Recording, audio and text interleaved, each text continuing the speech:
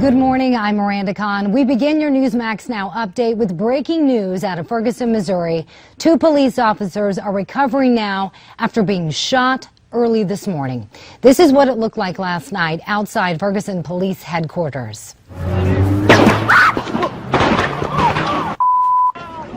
Several shots could be heard ringing out as a protest was starting to break up around midnight.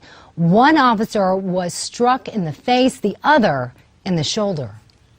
Now this evening, the only shots that we were aware of were the shots that were taken from across the street. In other words, these police officers were standing there and they were shot just because they were police officers. Both officers are listed as being in serious condition. Witnesses say it sounded like the shots came from a nearby hill. The search is on for the shooter. This comes just hours after Ferguson's embattled police chief, Tom Jackson, announced his resignation. It goes into effect a week from today. After a lot of soul searching, and it is very hard for him to leave and for us to have him leave, he felt that this was the best way forward, doing this obviously not only for the city, but also for the men and women who served under him in the police department. Jackson says the city needs to be able to move forward without distractions. More trouble for the Secret Service. 2 senior agents, including the second in command on the president's security detail, are now under investigation. The Washington Post first reported that the 2 agents drove a government car into a White House security barrier after a night of drinking last week. Both agents have now been reassigned.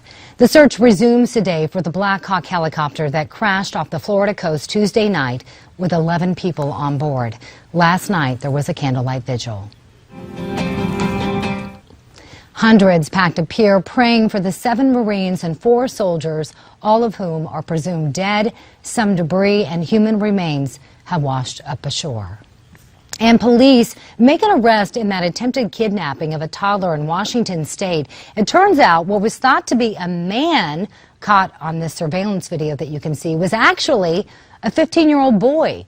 He's accused of snatching the 22-month-old from a park where he was playing unattended with his brother and sister. The little boy's 8- and 10-year-old siblings chased the teenager down, who eventually dropped the toddler.